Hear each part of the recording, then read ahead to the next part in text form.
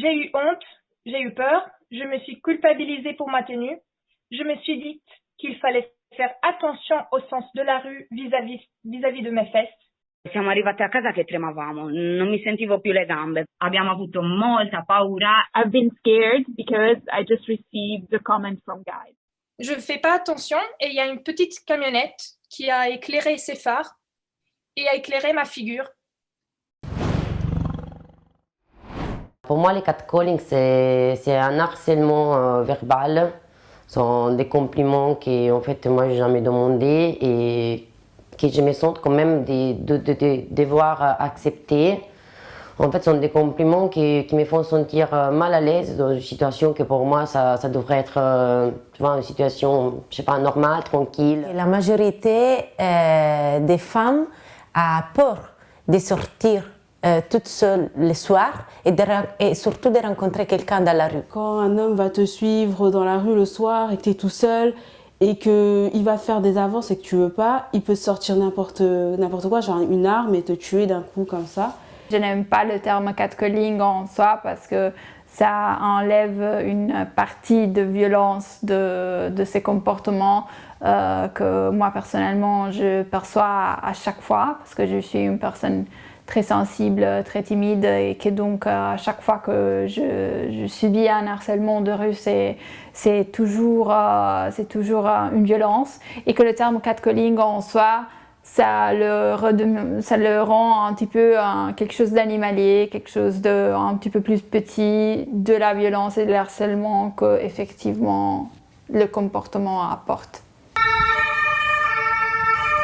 J'étais à Desbroukères, j'habitais là, j'étais en train de rentrer à la maison, j'étais vraiment à 2 minutes à pied et un mec en fait il a commencé à me suivre.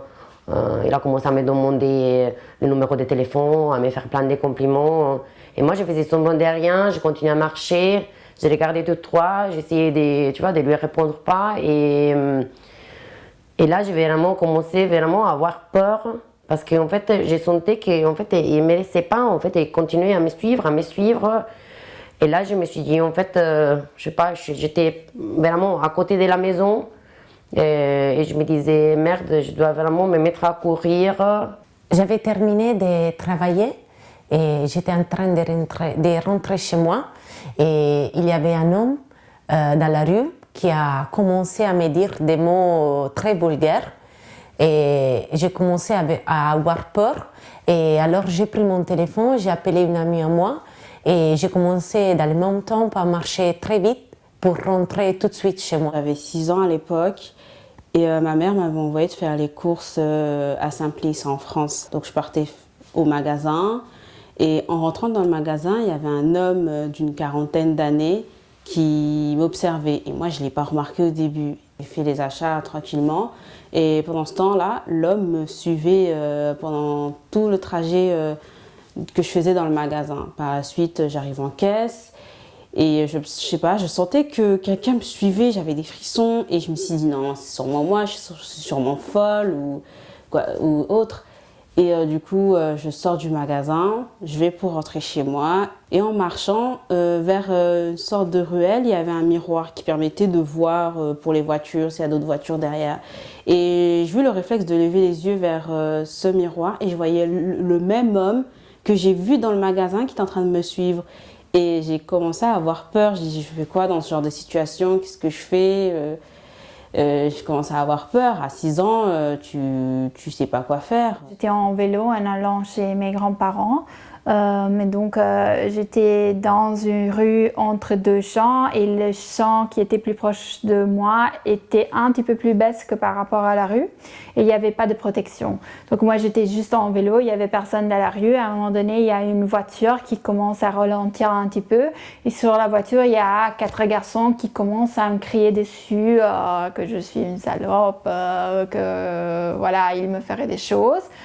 Et qu'après ils s'en vont. Le problème est que sur les coups, je ne m'attendais pas à ça, je ne m'attendais pas à être approchée, j'ai eu tellement peur que je suis tombée de mon vélo. Il y a eu plusieurs choix. La première, c'est qu'à présent, je ne sors jamais seule, je suis toujours accompagnée, soit par ma sœur, soit par mon frère, soit par mes amis. Et le second choix qui a été proposé par mon frère, mais qu'au tout début ma mère était assez restreinte, mais au final elle l'a accepté, c'est de m'apprendre la self-défense, genre le karaté, le judo, le kickboxing et d'autres sports de combat. Après des années que j'étais voilà, ici à Bruxelles, voilà, j'ai bien pensé de m'acheter un vélo parce que en fait, ça me faisait vraiment sentir libre et comme ça, et je me sentais qu'en fait personne ne pouvait me suivre. Si je suis toute seule, j'ai toujours mon téléphone à la main ou alors j'appelle quelqu'un sur les chemins pour rentrer à la maison, pour ne pas avoir peur. Et sinon, oui, j'appelle Uber. Développer une vitesse de marche très très élevée et c'est quelque chose que mon ex-copain une fois m'a effectivement dit et pour lui expliquer pourquoi je marche à la vitesse à laquelle je marche, je lui dis parce que je suis une femme qui habite toute seule dans une grosse ville. Et là, il a eu un moment de culpabilité dont il s'est dit je suis désolée que c'est à cause des hommes ou c'est à cause du comportement violent de certains hommes que tu dois changer tes habitudes et que tu ne puisses pas profiter de balades tranquilles.